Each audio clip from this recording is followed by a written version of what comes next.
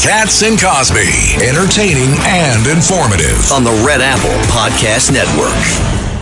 Let's go to Ari Fleischer, former White House press secretary.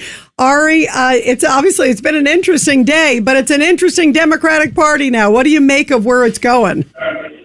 Oh, my gosh, what a mess. I mean, I cannot imagine that this could be happening. You know, my favorite moment, I'm at an airport, so forgive if there's noise in the background, but it reminds me of the incoming congresswoman who now wants to abolish TSA pre-check. Because I guess that's a privilege for some. Is she going to abolish LaGuardia? I mean, why should some rich people be able to fly? Shouldn't everybody have to take a Greyhound bus?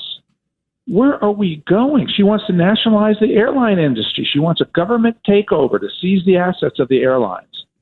What has happened to New York? And what a huge opportunity for Republicans. This is really the poster child, that woman. And then you also have Chevalier. That was Valdez who said that. Chevalier said she wants an end to Western civilization. She wants open borders.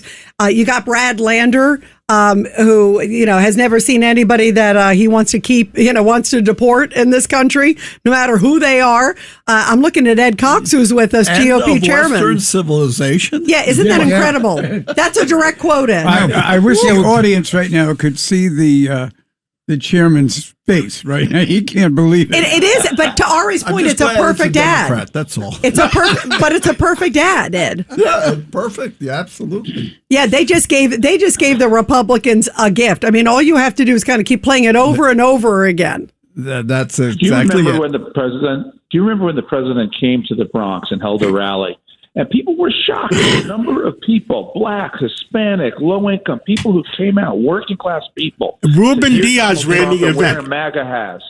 And this is the opportunity, because the people voting for socialism in New York are, by and large, well-educated, PhD, post-college graduate, college graduate, wealthier than most. That's who's for socialism. Working-class blacks, working-class Hispanics, people who are too busy for the nonsense. These are new Republican voters, and they showed up for Trump. Republicans make big gains with these groups. You know what's really concerning, Ari Fleischer, too, about the Democratic Socialists, and we've talked about this. You look at what they stand for. 99% of it is anti-Israel, too. I mean, they come right out and say, no business with Israel, no military aid to Israel. Have you ever seen anything like this in this country, that they blatantly put that out as a platform, Judge Weinberg? I mean, that's troubling. It's clear. The DSA platform is very clear. No boycott, divest, sanction Israel, no recognition of Israel. Israel has no right to exist from the border to the sea. I mean, these people are absolutely insane, and they're raging anti-Semites, and that's the ticket of admission into the Democratic Party today. Ira, your thoughts? Yeah, you asked the right question, Rita, because you said, have you ever seen it in this country? Because we've all seen it. This is what Hezbollah is for. This is what Hamas is for. This is what Nazi Germany in the 1930s was for. We have seen this before. And do not be confused. Just because the state of Israel exists does not mean these people are anti-Israeli. They are anti-Jewish. If they could get rid of all the Jews from New York City, they would do so, many of these people. And it's almost 100 years later. Wake-up call. Yep, that's exactly. It's almost 100 years later. We're in 2026, and that was 1932. Look at what happened to Dan Goldman. Democratic congressman gets denied service in a restaurant in Brooklyn because he's pro-Israel. Who does that? Could you imagine? Would we deny somebody who's black service because of some view that they have? There'd be an uproar. There should have been a bigger uproar, and the Democrats should have been the ones leading the uproar when Congressman Goldman got denied service at a restaurant. I agree. It was appalling. And you're right. Switch another group out. What if it was a Muslim who was denied? Can you imagine the uproar that would have happened? National. Yeah, it would have been enormous. You never get off the radios or the TVs. Yep, absolutely. Governor Patterson. Well, no, I just thought when that happened, it took me back to the people who were thrown out of restaurants during the civil rights demonstrations in the early 60s and the violence that came after that. But this is, I'm afraid, a precursor to violence, throwing people out of restaurants, not giving them a cup of coffee. What's next? Look, the Republican Party should take tremendous pride because we're cleaning up our own. The people who act like that inside the Republican Party are getting drummed out of the Republican Party. Thomas Massie in Kentucky, Marjorie Taylor Greene in Georgia. The Democrats should have and need to do the same within their party, because this is dangerous for everyone.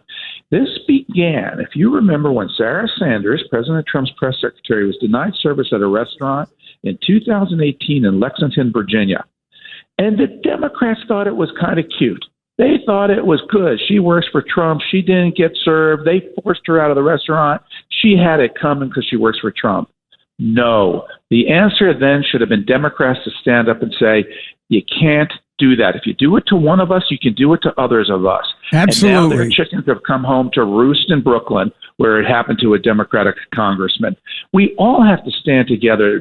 We can have political differences while still breaking bread. You can't break bread if you throw people out of restaurants.